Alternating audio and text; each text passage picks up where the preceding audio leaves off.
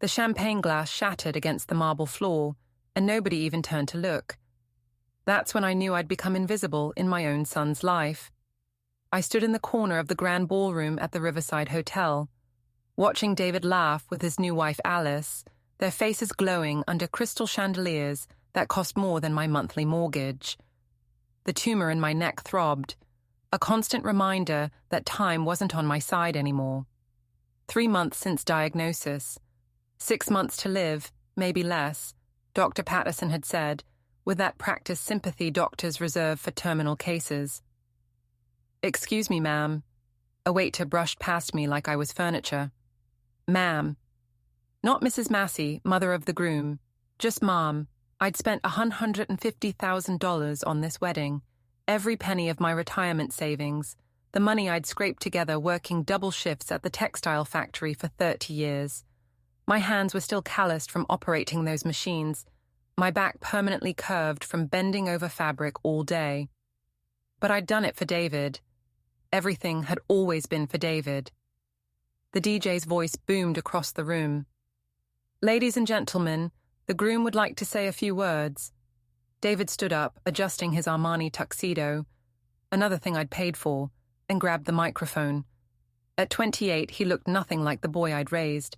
This man was polished, confident, his brown hair styled perfectly, his smile practiced and professional. A successful corporate lawyer, everyone said. Self-made, they whispered. "First, I want to thank everyone for being here tonight," David began, his voice smooth as silk. "This day wouldn't be possible without the love and support of so many important people." My heart lifted slightly. Maybe he'd acknowledge me after all. Maybe the hurt of the past year had been a misunderstanding. I especially want to thank my father, Richard, who taught me everything about integrity and hard work. David raised his glass toward the head table where Richard sat. My ex-husband, the man who'd walked out on us when David was 8 years old. The man who'd contributed exactly nothing to David's upbringing. Richard stood, preening like a peacock, his 25-year-old girlfriend Melissa hanging on his arm. That girlfriend who was younger than our son. "And I want to thank the woman who's been a real mother to me," David continued. "The woman who showed me what class and elegance really mean. Sandra, thank you for everything." Sandra, Richard's girlfriend, the girl who'd been in David's life for barely 2 years. The room erupted in applause. Sandra dabbed at fake tears with a silk handkerchief. My chest tightened. The tumor seemed to pulse harder, like it was feeding on my humiliation. Then David's eyes swept across the room and landed on me. For a second, I thought he might correct himself, might remember who'd sat up with him during nightmares, who'd worked 3 jobs to pay for his private school, who'd sold her mother's wedding ring to cover his law school tuition. "And of course," he said, his tone shifting to something casual, almost dismissive, "thanks to the catering staff and everyone who helped put this together. Couldn't have done it without you all." Catering staff. He just lumped me in with the catering staff. Alice whispered something in his ear and they both laughed. She caught my eye across the room and smiled. Not a friendly smile. I felt my phone buzz. A text from my neighbor, Helen. "How's the wedding? Is David treating you like the queen you are?" I slipped out the side door before anyone could see the tears. The parking garage was cold and empty. I leaned against my 15-year-old Honda, the one with the dented bumper and broken radio, trying to breathe through the rage that was building in my chest like a tsunami. 20 years. 20 years of sacrifice, and my son had just erased me from his life story in front of 200 people. I thought about the nights I'd eaten ramen so David could have steak. The Christmas I'd told him Santa was on a budget so I could pay for his basketball camp. The countless times I'd lied and said I wasn't tired, wasn't hungry, wasn't in pain, because his needs always came first. And Richard. That sorry excuse for a man had swooped back in 5 years ago, suddenly interested in playing father, now that the hard work was done. Now that David was successful and could introduce him to corporate clients. Richard hadn't paid a dime in child support, hadn't shown up for a single parent-teacher conference, but somehow he was the hero of this story. My phone rang. David's number. I stared at it, watching it ring and ring. Then I declined the call and turned off my phone. The drive home took 40 minutes. I lived in a small ranch house on the east side of town, the working-class area where houses needed paint and lawns needed mowing. It was a world away from David's new mansion in Riverside Heights, the gated community where Alice had insisted they buy. Inside, I made myself a cup of tea and sat at the kitchen table, the same table where David had done his homework every night, where I'd helped him study for the bar exam, where he'd told me he was getting married, and oh, by the way, Sandra would be walking him down the aisle alongside Richard. I should have said no then. Should have kept my money. But I'd been so desperate to stay connected to him, so terrified of losing him completely, that I'd written the checks anyway. The anger was crystallizing into something else now, something cold and sharp and focused. I walked to my bedroom and pulled out the fireproof box from under my bed. Inside were documents I'd kept for years, papers I'd organized and filed with the same meticulous care I'd applied to everything else in my life. Property deeds, bank statements, loan papers, receipts, and most importantly, the trust fund documents. When my mother died 10 years ago, she'd left her entire estate to David, $400,000 in cash and assets, but because he'd been only 18 at the time, I'd been named trustee until he turned 30. The money had gone into investments, growing steadily over the years. David thought he'd built his success on his own merit, thought his down payment for the mansion had come from his salary. He had no idea that the signing bonus his firm had supposedly given him was actually his inheritance that I'd released early, wanting him to have a good start in life. He didn't know that the car he drove, the furniture in his home, even the engagement ring he'd bought Alice, all of it traced back to that trust fund. I'd been planning to hand everything over on his 30th birthday, to surprise him with the news that he had even more security than he realized. I'd been such a fool. I spread the documents across the table and started reading, my mind clicking through possibilities like a prosecutor building a case. The trust gave me complete control until David's 30th birthday, still 2 years away. I could freeze it, liquidate it, redirect it. Legally, David had no claim to any of it until the specified date. The house he lived in? The deed showed my name as co-signer because he hadn't had enough credit history when he'd bought it 3 years ago. The bank had required a guarantor. I'd never filed the paperwork to remove myself after his credit improved. That meant I had legal rights to that property. Even his car, the BMW he loved so much, was registered under a loan I'd co-signed. I pulled out a legal pad and started making notes. My hand was shaking, but not from fear, from anticipation. They wanted to treat me like I didn't exist. Fine. I'd show them what it really meant when I disappeared from their lives. Monday morning, I walked into the law office of Patricia Chen, the attorney who'd handled my mother's estate. She was a sharp woman in her 60s, with grey hair cut short and eyes that missed nothing. "Mark," she said, gesturing to the chair across from her desk. "I haven't seen you in years. How's David?" "That's what I'm here to talk about." I spent the next hour laying out everything: the wedding, the humiliation, the trust fund, the co-signed loans. Patricia listened without interrupting, occasionally making notes on her legal pad. When I finished, she leaned back in her chair and studied me. "You understand that what you're proposing will destroy your relationship with your son." "What relationship?" The words came out bitter. "I'm the help, remember? The catering staff." Patricia nodded slowly. "The trust gives you complete discretion as trustee. You can freeze the disbursements immediately. As for the house and car, those are more complicated, but you have legal standing. However, Mark, I need to ask, are you sure? This isn't something you can undo." I thought about David's laugh as he'd thanked Sandra, about Alice's smug smile, about Richard basking in praise he'd never earned. The words felt strange to say out loud. "I've got maybe 6 months, and I'll be damned if I spend them being invisible. I want them to know exactly what they lost when they decided I didn't matter. Then we'll make it happen. Patricia pulled out a fresh legal pad. But we do this right. No angry phone calls, no confrontations. We let the law speak for you. Clean, precise, and completely devastating. The first strike came 3 days later. I wasn't there to see it, but Alice posted about it on social media. A screenshot of their bank account showing a $50,000 deposit that had been reversed. Bank error, the caption read, with an angry emoji. No error. That was the monthly trust distribution I'd cancelled. The second strike came 2 days after that. The mortgage company called David about the missed payment on his house. Apparently, the automatic payment from his account had bounced, because that account was also connected to the trust fund. I watched it all unfold from a distance, monitoring the situation through Patricia's careful information gathering. David tried calling me 17 times that week. I didn't answer. He came to my house twice.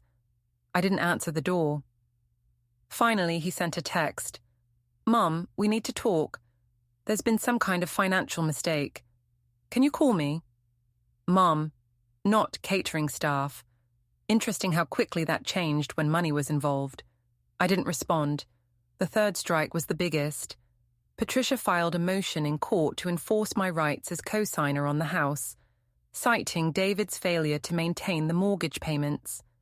Because I'd never been removed from the deed, and because his financial situation now appeared unstable, the bank had grounds to call the loan. David would have 30 days to pay off the entire mortgage, $650,000, or face foreclosure. 2 weeks after the wedding, David showed up at my door at 6 a.m. I heard him pounding, shouting through the door. "Mom, open up! What the hell is going on?" I was dressed and ready, my coffee already made. I'd known this moment would come. I opened the door and looked at my son, really looked at him. His hair was uncombed, his eyes wild, his expensive suit wrinkled like he'd slept in it. "You need to stop this," he said, pushing past me into the house. "The bank is calling the loan on my house. They froze my accounts. Alice is losing her mind." "What did you do?" I closed the door calmly and walked to the kitchen. "Would you like some coffee?"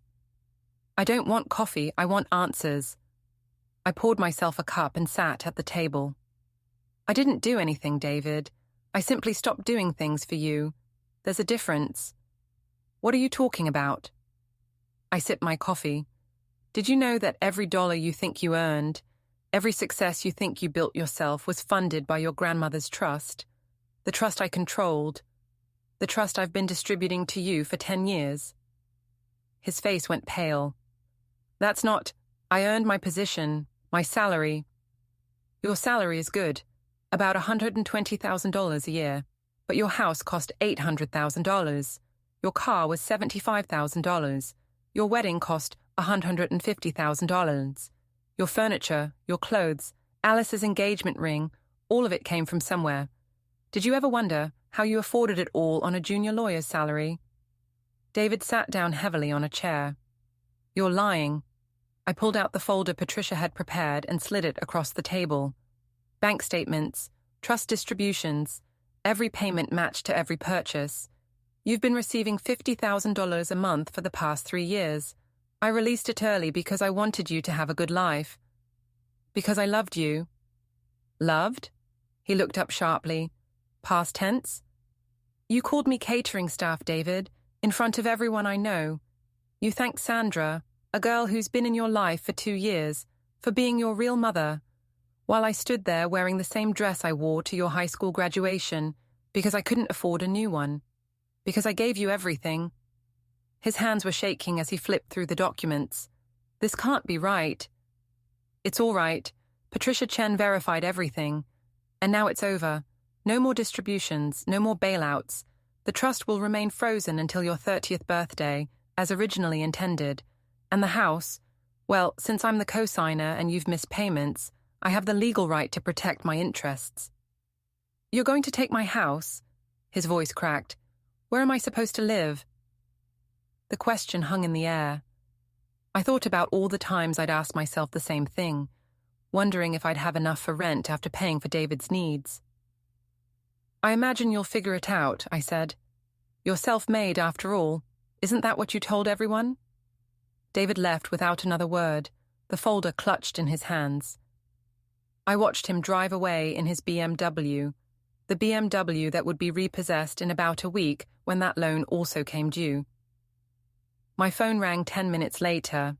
Richard. "What the hell are you doing to our son?" he screamed before I could even say hello. Our son?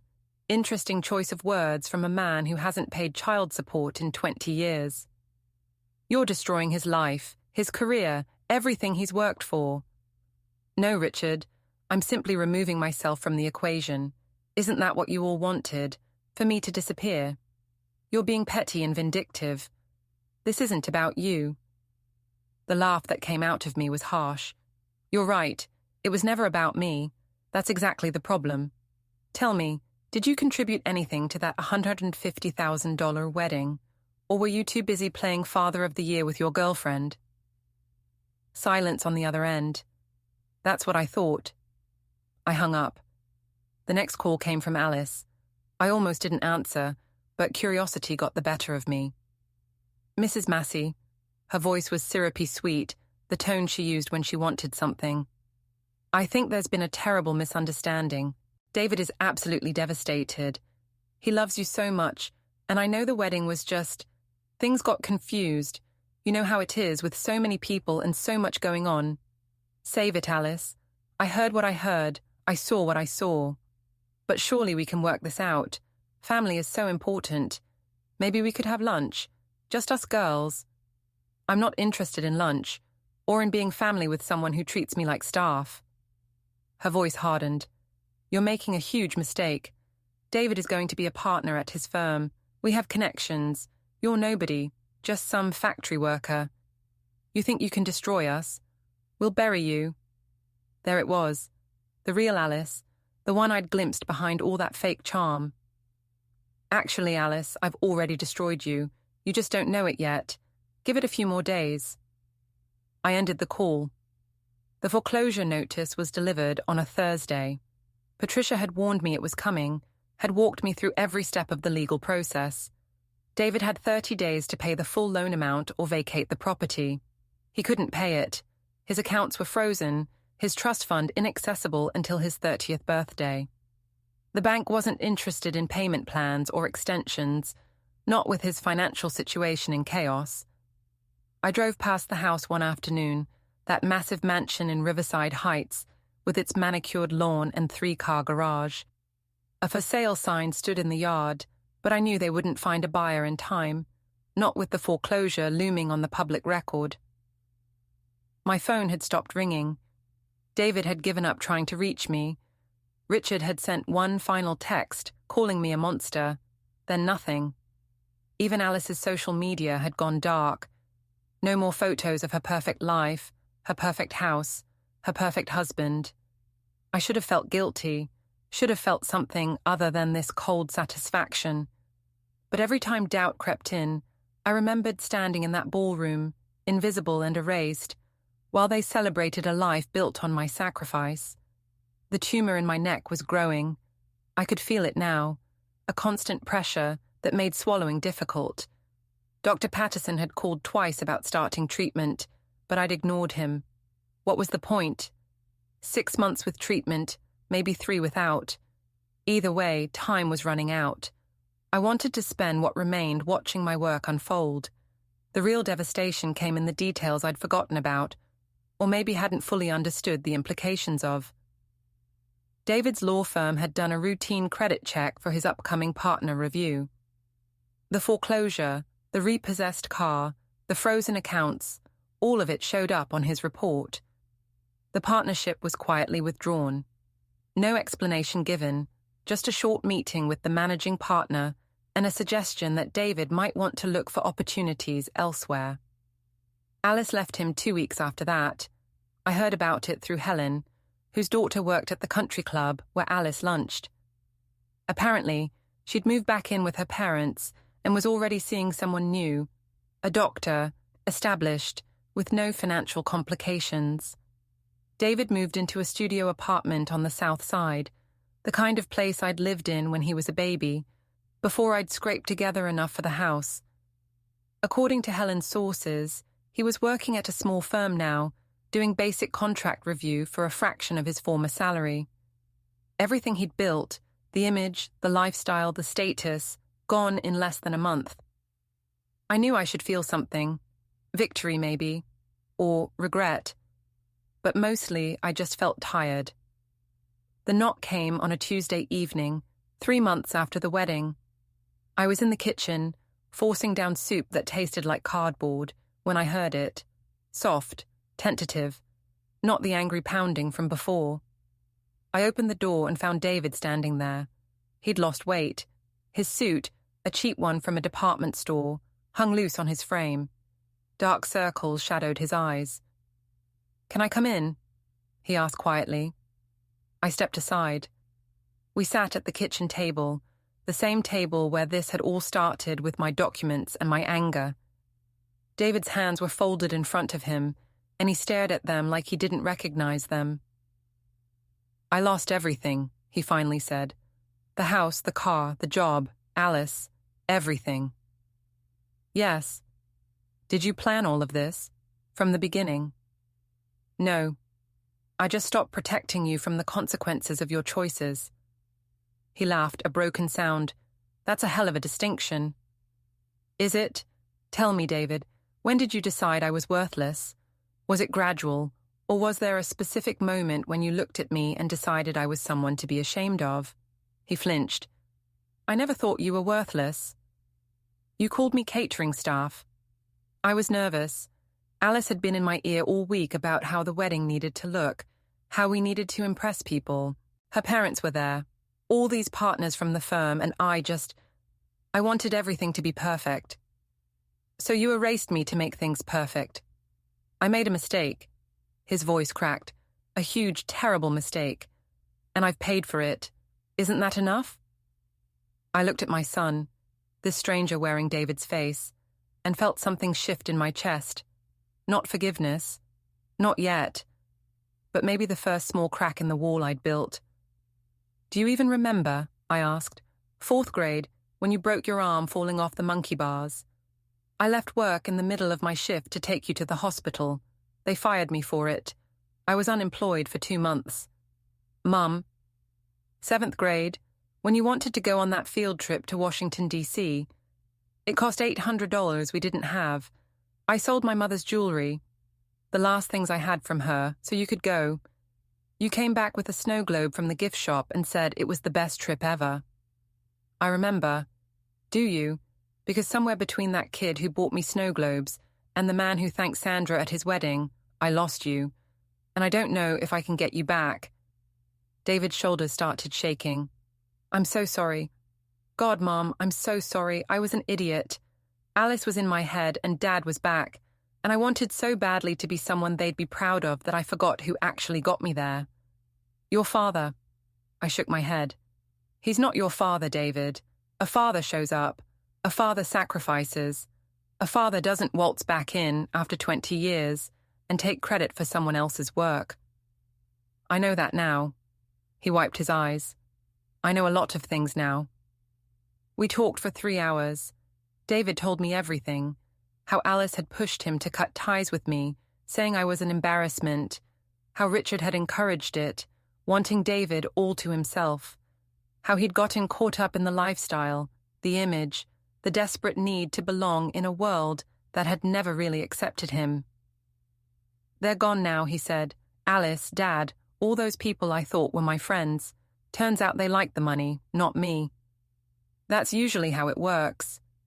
The question came out of nowhere. I must have touched my neck without realizing it, felt the lump that was now visible even without touching. "Yes," his face crumpled. "How long?" 3 months, maybe less." "No."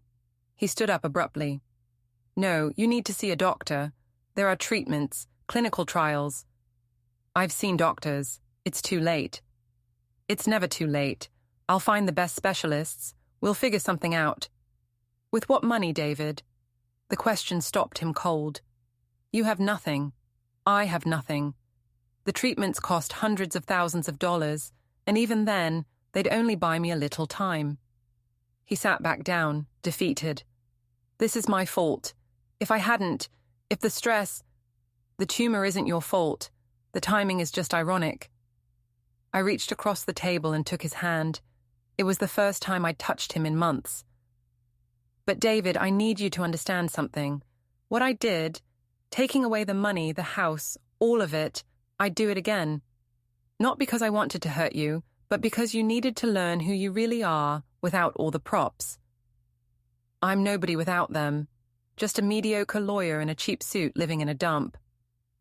No, you're a man who has to rebuild himself, and maybe this time you'll build something real instead of something borrowed. David started coming by twice a week after that. He'd bring dinner, nothing fancy, just takeout from the Chinese place or pizza, and we'd eat at the kitchen table. Sometimes we talked about the past. Sometimes we just sat in comfortable silence. He told me about his new job, how humbling it was to start over, but also how he was learning things he'd missed by climbing too fast before. He talked about finding a new apartment, something small but clean, about selling the last of his designer clothes to pay for groceries. It's weird, he said one night. I thought losing everything would destroy me. But in some ways, I feel lighter, like I can actually breathe now. I understood that. I'd spent so long carrying the weight of his life along with my own. Now, watching him carry his own weight, I felt lighter too. The tumor was winning. I could barely swallow now, and the pain medication made everything foggy. Dr. Patterson had suggested hospice, but I wanted to stay in my house as long as possible. David hired a nurse to come 3 times a week, using money I didn't ask about, and he didn't offer to explain. I suspected he was working extra hours, taking every case he could get. 4 months after the wedding, Richard showed up at my door. I was in the living room, bundled in blankets despite the warm weather, when I heard his voice. Mark, it's Richard. Can we talk? David, who'd been reading in the chair next to me, stood up. Absolutely not. Get out. I need to speak to your mother. You lost that right 20 years ago. David, it's okay. My voice came out raspy, barely above a whisper. The tumor was pressing on my windpipe now. Let him in. Richard looked older than I remembered. Grey at the temples, lines around his eyes. He stood awkwardly in the doorway, holding a bouquet of flowers like a shield. I heard you were sick, he said. From who? Alice's mother mentioned it at the club. Mark, I'm sorry. For everything. For leaving.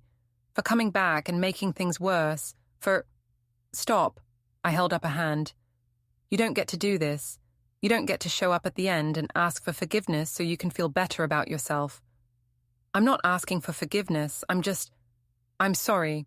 You deserved better. David deserved better. Yes, we did. I looked at him, this man I'd once loved and felt nothing. No anger, no bitterness, just nothing. You should go. Can I do anything? Pay for treatment or... David stepped between us. You can leave, now. Richard nodded and set the flowers on the side table.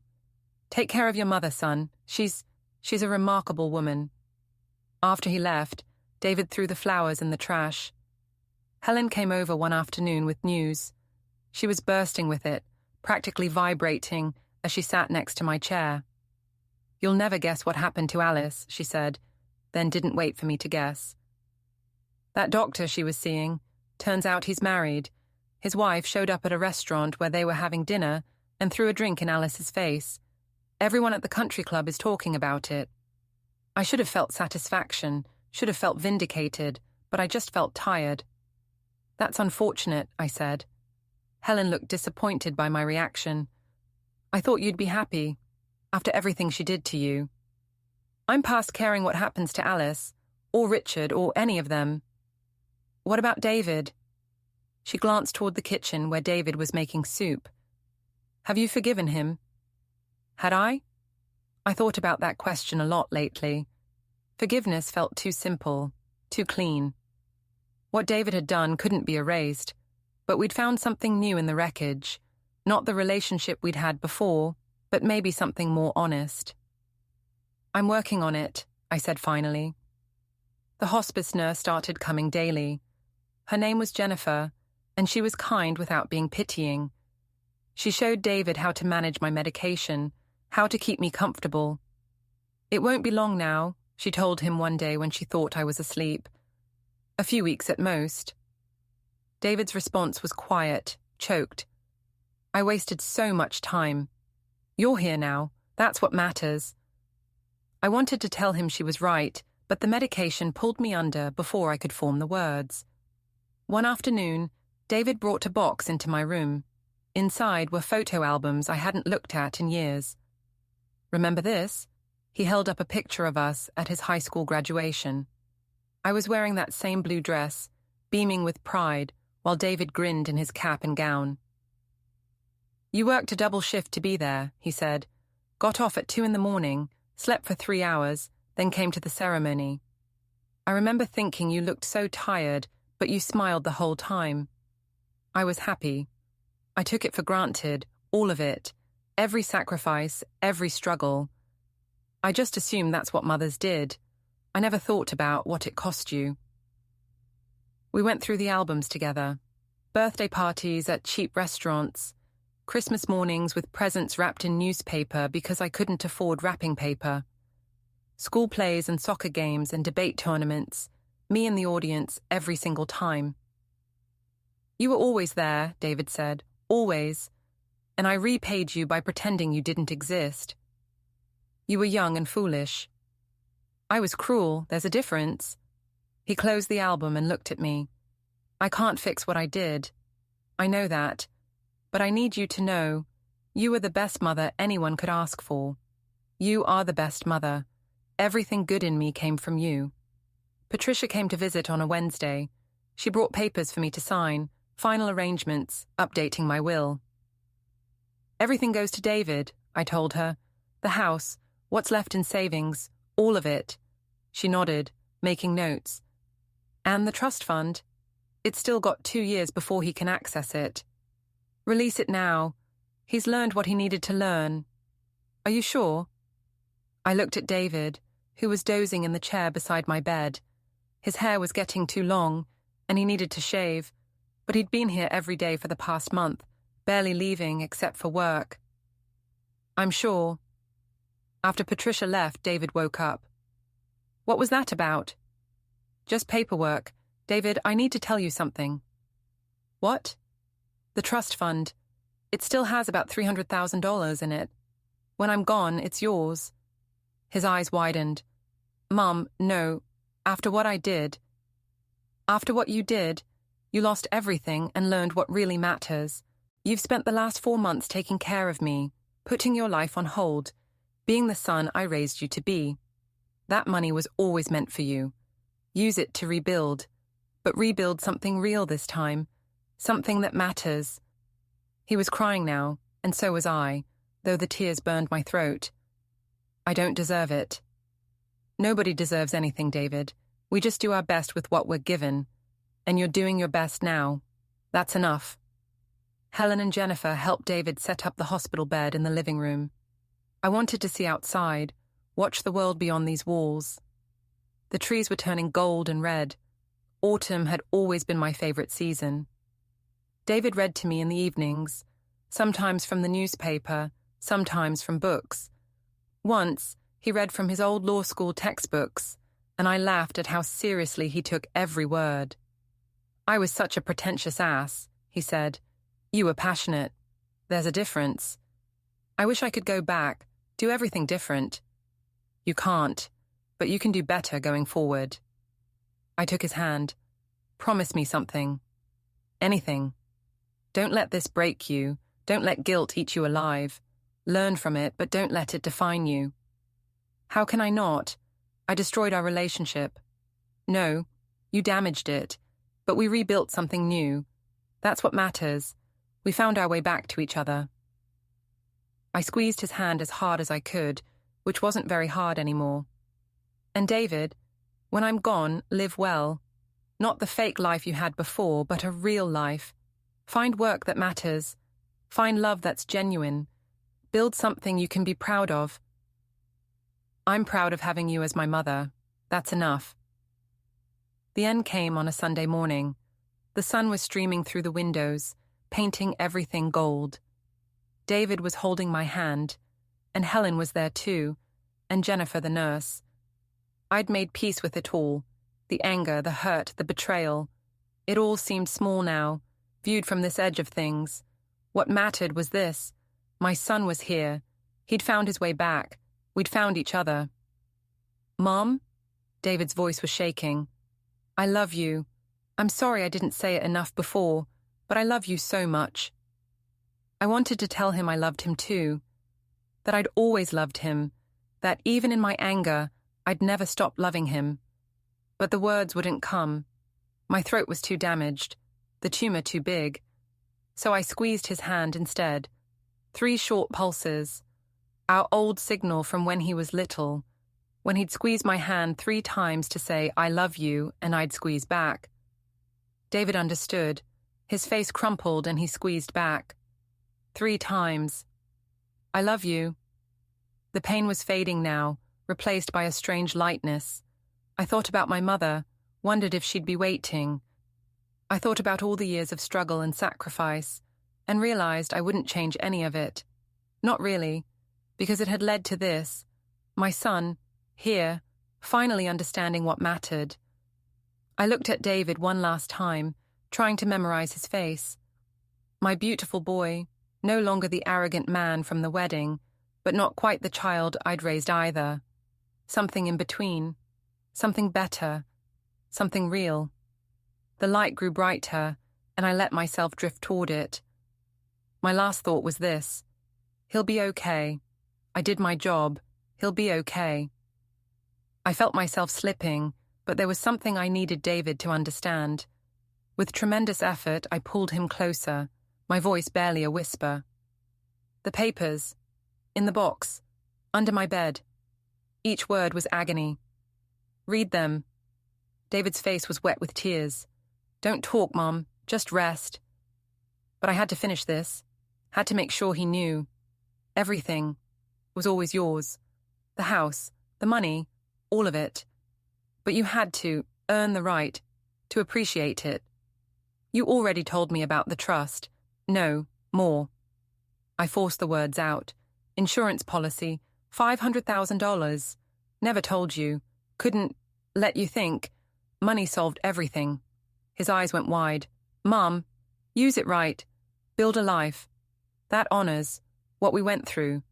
Not the mansion, not the image. Something real. I will. I promise. I smiled, or tried to. The edges of my vision were going dark, but I could still see his face. My son. My David. Finally mine again, in the way that mattered. So proud of you, I whispered. Always was. Even then. And then I couldn't hold on anymore. The light swallowed everything, and I let go. The funeral was small. David had offered to make it bigger. You deserve a proper service, he'd said, but I'd left instructions with Patricia. Just family and close friends. No spectacle, no performance. Richard came, standing in the back. Sandra wasn't with him. David didn't speak to him, but he didn't make him leave either. Some kind of progress, I suppose. Alice didn't come. Neither did any of David's old colleagues from the firm or his fair-weather friends from Riverside Heights. Just Helen and her family, some neighbors from the old street, a few of my former co-workers from the factory, people who'd actually known me. David gave the eulogy. His voice shook, but he made it through. My mother was the strongest person I ever knew, he said. Not because she never broke, she did many times, but because she always got back up. She sacrificed everything for me, and when I threw that sacrifice back in her face, she had every right to walk away forever. Instead, she taught me the hardest lesson I've ever learned. She taught me what really matters. He paused, wiping his eyes. I lost everything this year. My house, my car, my job, my marriage. And in losing all of it, I found the one thing that was real. My mother's love. Not the money she gave me or the things she bought me, but the example she set, the strength she showed, the grace she had, even at the end. He looked at the casket, simple pine like I'd requested. No expensive mahogany, no elaborate flowers. She spent her whole life building me up, and when I became someone she didn't recognize, she tore it all down so I could rebuild myself the right way. That's love. That's real love. And I'll spend the rest of my life trying to be worthy of it. There wasn't a dry eye in the room. A week after the funeral, David met with Patricia to settle the estate. She handed him a thick envelope. Your mother left this for you. Instructions were to give it to you after the service. Inside was a letter, written in my shaky handwriting from those final weeks. David sat in Patricia's office and read it. Dear David, if you're reading this, I'm gone. And if I did my job right in these final months, you're doing okay. Not great, grief doesn't work that way, but okay. There are some things I need you to know. First, I never stopped loving you. Not at the wedding, not during the worst of our fight, not ever. Even when I was taking everything away, it was because I loved you. I loved you enough to let you hate me, if that's what it took for you to find yourself. Second, I'm not a saint. I was angry. God, I was so angry. What you did at that wedding broke my heart in a way I didn't think was possible. But the anger pushed me to do something I should have done years earlier. Let you stand on your own. Third, and this is important, forgive yourself. You made mistakes, terrible ones, but you're human, and humans are built to make mistakes and learn from them. You've learned. I saw it in these last months. The man you've become. That's who I always knew you could be. The money in the trust, the insurance policy, the house. It's all yours now. But David, please hear me. Money is just a tool. Use it to build a life of meaning. Not another mansion or another expensive car. Build something that would make me proud. Build something that makes you proud. Start a non-profit for kids whose parents work multiple jobs. Volunteer at the legal aid clinic. Fall in love with someone who sees you for who you are, not what you have. Have children and be there for them, not just with your wallet, but with your time, your attention, your whole heart. And when you tell them about me, don't just tell them the good parts. Tell them about our fight. Tell them how we hurt each other and found our way back. Tell them that relationships are messy and complicated and worth fighting for. I'm only afraid of leaving you alone, but I think you'll be okay now. I think we both will. All my love, always. Mom. David folded the letter carefully and sat in silence for a long time. She left detailed instructions for everything, Patricia said gently. The house is yours, free and clear. The insurance money will arrive in a few weeks. And the trust fund, all of it is released to you now, no waiting. I don't want it, David said. It doesn't feel right. Your mother wanted you to have it. She was very clear about that. Then I'll use it the way she wanted. How much is there total? Patricia consulted her notes. With the trust, the insurance, and the house value, you're looking at just under $1 million. A year ago, that number would have made David's heart race. Now it just felt heavy. A responsibility, not a windfall. I want to set up a scholarship fund, he said, for kids from working-class families who want to go to law school. And I want to donate to the factory where Mum worked. They have a hardship fund for employees who need help, and... He paused. Is there any way to find the people Mum helped over the years? Neighbors she loaned money to, friends she supported? I want to pay them back. Patricia smiled. I think your mother would like that very much. David sold the house 6 months later. It hurt to let it go, but he couldn't live there without seeing Mum in every room. He bought a small condo downtown instead, close to his new job at the legal aid clinic. The pay was terrible compared to his old firm, but the work mattered. He helped tenants fight wrongful evictions, assisted immigrants with paperwork, represented clients who couldn't afford real lawyers. It was exhausting and sometimes heartbreaking, but it felt right in a way his corporate work never had. He used some of the money to establish the Mark Massey Scholarship Fund. The first recipient was a girl named Eleanor, whose single mother worked 3 jobs. At the award ceremony, David told her his mother's story. Not the sanitized version, but the real one, including his mistakes. My mother taught me that success isn't about how much money you make or how big your house is, he said. It's about whether you can look in the mirror and respect the person looking back. I hope this scholarship helps you build a life you can be proud of. Eleanor's mother came up to him afterward, tears streaming down her face. Thank you, she said. You don't know what this means. But he did know. He knew exactly what it meant. Richard tried to reconnect several times that first year. He'd call David occasionally, suggesting lunch or coffee. David always declined politely but firmly. Finally, Richard showed up at the legal aid clinic. I know you don't want to see me, he said, but I need to say something. David looked up from his paperwork. Make it quick. I have clients waiting. Your mother, she was right about everything. I was a coward and a fool. I walked out on you both, then waltzed back in when it was convenient, and I encouraged you to push her away because it made me feel less guilty about my own failures. He paused. I'm not asking for forgiveness. I just wanted you to know that I know. I know what I did. Good, David said. Now you can live with it like I do. Is there any chance? No. David's voice was firm but not cruel. You don't get to be my father now. That job was taken by a woman who actually showed up. Every single day, until the very end. Richard nodded slowly and turned to leave. At the door, he stopped. She raised a good man, David. Despite me, despite everything, she raised a damn good man. I know. That's the only reason I can live with myself. After Richard left, David sat at his desk for a long time, staring at the framed photo he kept there.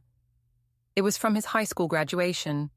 Mom in her blue dress, both of them grinning like idiots. He'd been carrying guilt like a stone for over a year now.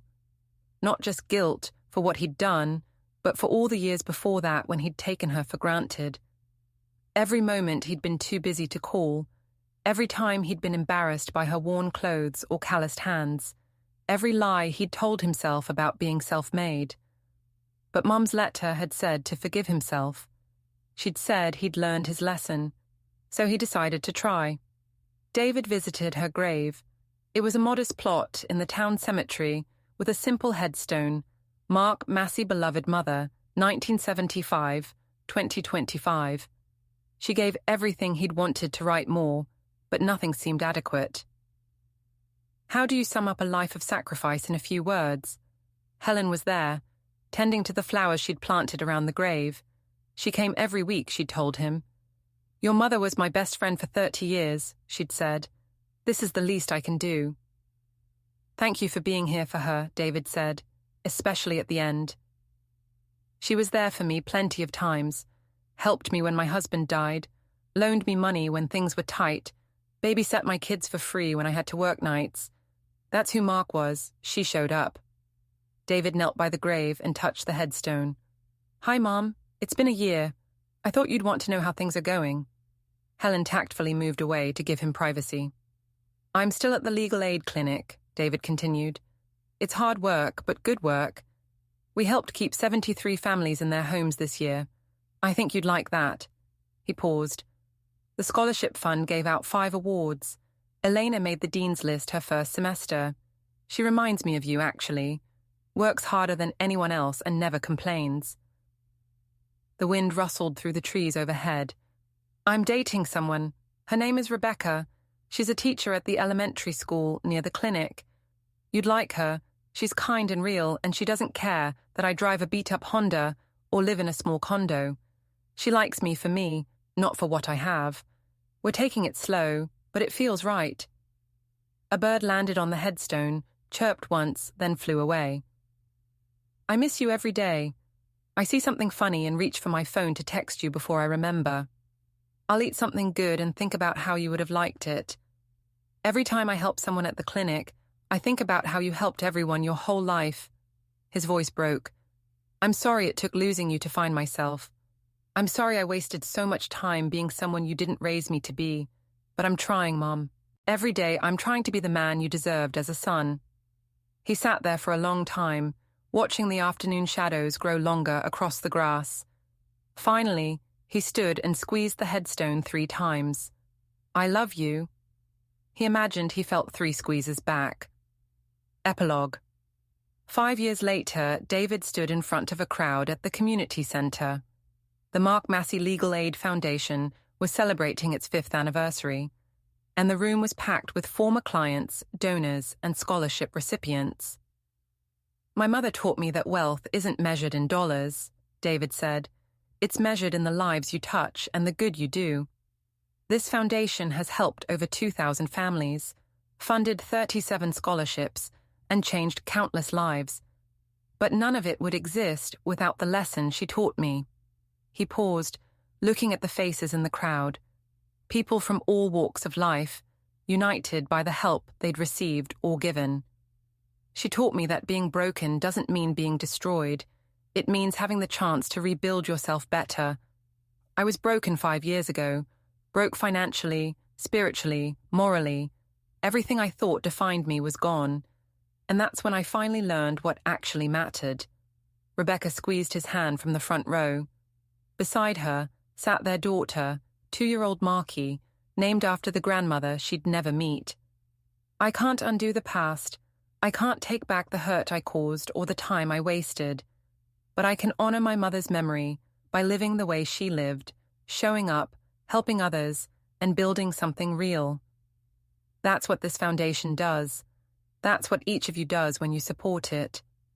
After the speeches and the networking and the congratulations, David drove to the cemetery. It was late, almost dark, but he needed to make this one last stop. He sat by Mom's grave, Marky sleeping in his arms. "I brought someone to meet you," he whispered. "Her name is Marky. She's got your determination already, fights sleep like it's a personal insult, refuses to give up on anything. She's going to be something special, Mum. And I'm going to make sure she knows all about you." He looked at the headstone, weathered now by 5 years of seasons. "I did it, Mum. I built something real, something that matters. The foundation is growing. We're opening a 2nd office next year. The scholarship fund has helped put 43 kids through law school. And I'm happy, really, genuinely happy. Not the fake happiness I had before, but the real kind that comes from knowing who you are." Marky stirred in his arms, making a small sound before settling back to sleep. "I wish you could meet her. I wish you could see all of this. But somehow, I think you know. I think you've been watching, making sure I kept my promise." The evening breeze picked up, cool and gentle. "Thank you," David said, "for everything, for raising me right the first time, and for caring enough to tear me down and make me rebuild when I lost my way. For showing me what real strength looks like. For loving me enough to let me hate you if that's what it took." He stood carefully, cradling his daughter. "I'll bring Marky back when she's older. I'll tell her all the stories, the good ones and the hard ones. I'll make sure she knows that everything good in our lives came from you, that her father is only the man he is because of the mother he had." He touched the headstone one last time. "I love you, Mom. I'm sorry I didn't say it enough when you were here. But I'm saying it now, and I'll keep saying it for the rest of my life. Everything I do, every person I help, every moment I'm there for Marky, it's all because of you." 3 squeezes on the cold stone. "I love you." And in the quiet of the evening, with his daughter in his arms and his mother's memory in his heart, David finally felt complete. Not perfect. Perfection was an illusion he'd chased once and learned better. But complete. Whole. Real. He'd lost everything to find what mattered. And what mattered was this: showing up, doing right, building something real, loving fully. All the things Mum had taught him, first by example, then by absence. As he walked back to his car, David looked up at the darkening sky. Somewhere up there, he hoped Mum was watching, hoping she knew that her sacrifice hadn't been in vain, that her son had finally learned. that her grandson would know her story, that the cycle of neglect and selfishness had ended with him. He'd spent his fortune, both the money Mum left and the new wealth the foundation generated, on helping others. The mansion and the BMW and the status were gone, replaced by a life of service and meaning, and he'd never been richer. David buckled Marky into her car seat and started the drive home. Tomorrow he'd be back at the clinic, helping people who reminded him of Mom. Hard-working, struggling, deserving of a chance. Next week he'd give a speech to the new scholarship recipients, telling them Mum's story and hoping they'd learn from both her example and his mistakes. But tonight, he'd go home to his small condo, put his daughter to bed, and sit with Rebecca on their second-hand couch. They'd talk about their days and make plans for their future. Simple plans, real plans. Plans built on a foundation of love rather than money. And he'd be grateful. Grateful for every moment. Grateful for every lesson, even the painful ones. Grateful for a mother who loved him enough to teach him what really mattered, even if she had to destroy him first to do it. The GPS announced his arrival home. David parked the car, gathered his sleeping daughter, and headed inside to the life he'd rebuilt from ruins. It wasn't the life he'd planned. It was better. Marky Massey was 12 years old when she found the box. She'd been looking for her birth certificate, something mundane for a school project about family history, when she pulled down the cardboard box from the top shelf of her father's closet. It was heavier than she expected, and when it hit the floor, the lid popped off, spilling papers and photographs across the carpet. "Marky?" Her father's voice carried from downstairs. "You okay up there?" "Fine, Dad." She started gathering the papers, intending to stuff them back quickly before he came up and saw the mess. That's when she saw the photograph. A woman stood in front of a small house, wearing a faded blue dress and a tired smile.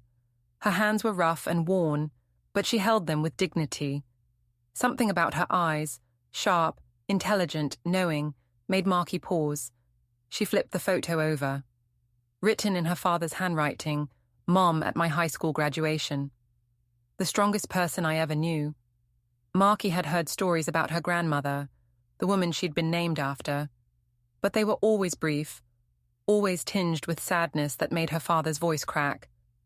She knew the basics. Grandma Mark had died before she was born. She'd worked hard. She'd loved her father very much, but there was something else there, something her parents never quite explained, a weight behind the stories that Marky didn't understand, until now. She picked up another paper, a newspaper clipping, yellowed with age.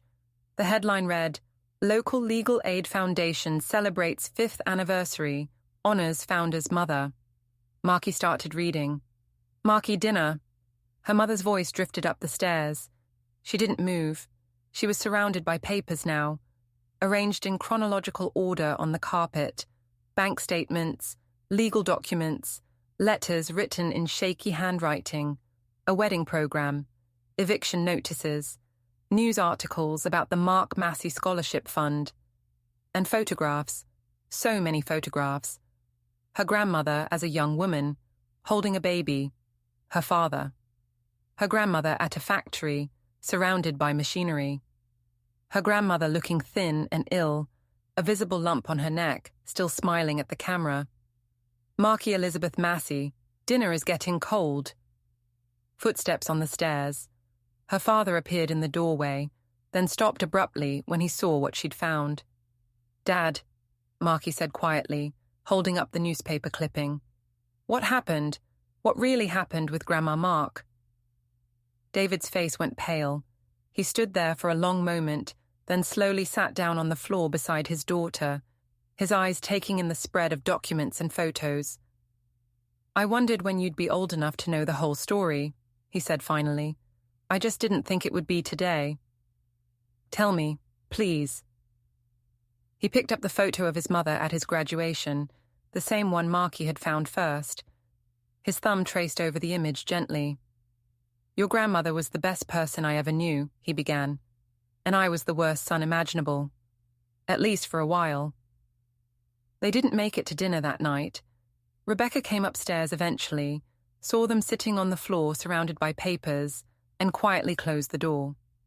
David told Marky everything. He told her about growing up poor, about his mother working multiple jobs, about sacrifices he'd taken for granted. He told her about law school and meeting Alice, about becoming someone he didn't recognize. He told her about the wedding, and this part made his voice shake, where he'd called his mother catering staff in front of everyone. "You did what?" Marky's voice was sharp with disbelief. I know how it sounds. I was cruel and stupid and so caught up in trying to be someone I thought mattered that I forgot who actually did matter." He told her about his mother's revenge, how she'd systematically taken away everything he thought defined him. The money, the house, the career, the marriage, all of it gone in a matter of weeks. "Good," Marky said fiercely. "You deserved it." David laughed, but it was a painful sound. "Yeah, I did. But here's the thing, Marky. She didn't do it just to punish me. She did it to teach me, to show me what really mattered before it was too late." He picked up one of the letters, written in Mark's shaky handwriting from her final days. Had a tumor in her neck. She had maybe 6 months to live, and she spent that time making sure I learned the most important lesson of my life. What lesson? That people matter more than things. That real wealth is measured in what you give, not what you have. That being a good person is harder and more important than being a successful person. He looked at his daughter. "Your grandmother destroyed me to save me. And it worked." Marky was quiet for a long time, processing. Finally, she asked, "Did you forgive her?" There was nothing to forgive. She was right about everything. David's eyes were wet now. The question was whether she could forgive me. And she did. In those last few months, we found each other again. Not the same relationship we'd had before. That was gone forever. But something new. Something honest. I wish I'd known her. Me too, sweetheart. Me too. That's my biggest regret, that my stupidity cost you the chance to know the most remarkable woman I've ever met. Over the next few weeks, Marky became obsessed with her grandmother's story. She read every document in the box, studied every photograph, asked her father endless questions. She learned that the modest condo they lived in now was a choice, not a necessity. That her father could afford much more, but chose to live simply and give most of his money away through the foundation.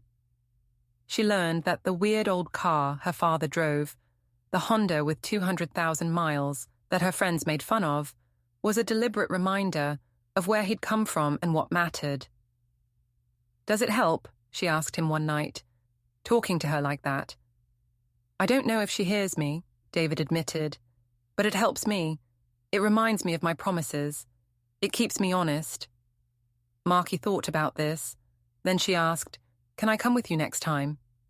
Her father's face lit up in a way she'd never seen before. "Really? I want to meet her, even if she's not, even if all that's there is a stone. I want to tell her about me, about us, about how her lesson stuck." David pulled his daughter into a hug, and Marky felt him shaking slightly. When he pulled back, his eyes were red. "She would have loved you so much," he said. "You remind me of her, you know. That stubbornness, that sense of justice, the way you get angry when you see something unfair." "Is that why you and Mom let me volunteer at the legal aid clinic?" "Partly, but mostly because you asked, just like your grandmother would have." The anniversary fell on a Saturday. Marky wore her best dress, not fancy, just clean and respectful. Her mother had wanted to come too, but Marky had asked if it could just be her and Dad this time. "This feels like something I need to do alone," she'd said. "Well, alone with Dad." Rebecca had understood. They drove to the cemetery in the old Honda, windows down, radio playing softly. David didn't talk much, but Marky could see him gathering his thoughts, preparing for the annual conversation he had with his mother. The grave was in a quiet corner, shaded by an old oak tree. The headstone was simple, just like everything else about her grandmother seemed to have been.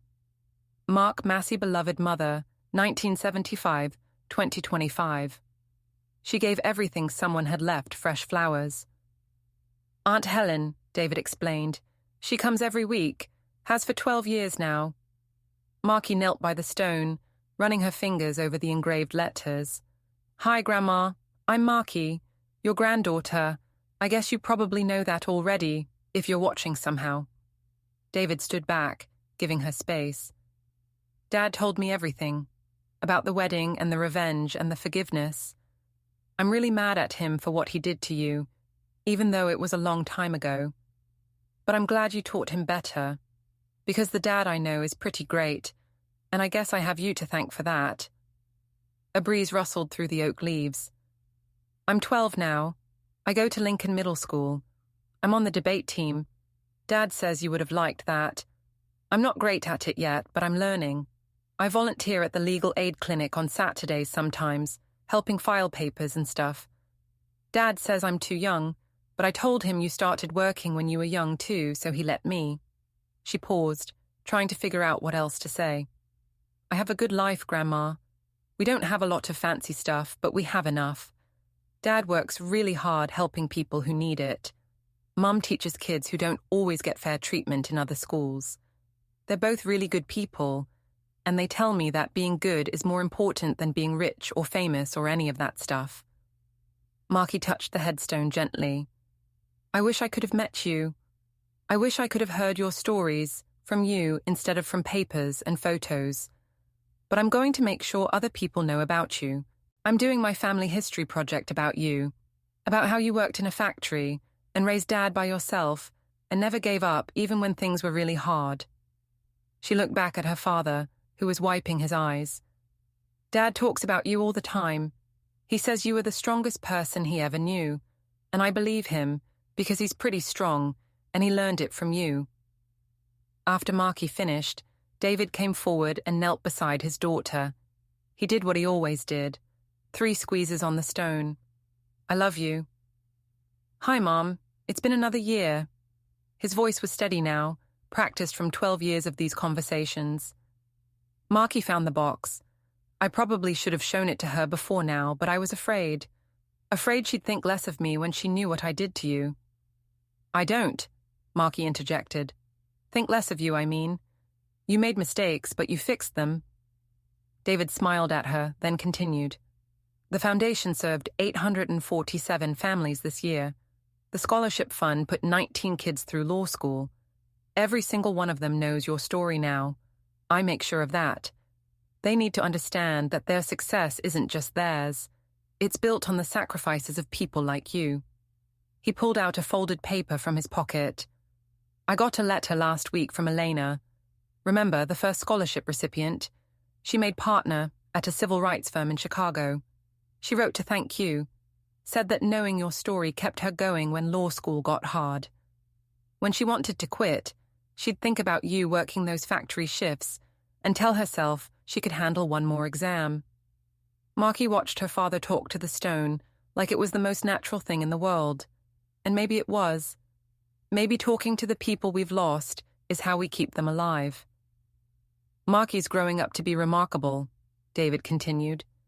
She's got your fire, your sense of justice. Last week she got detention for yelling at a teacher who made fun of a kid's second-hand clothes, said nobody should be ashamed of not having money. I had to pretend to be upset about the detention, but honestly, I was proud. You would have been too. 3 more squeezes. I love you. They sat there in comfortable silence for a while, just being present with the memory of someone neither of them could hold, but both of them carried.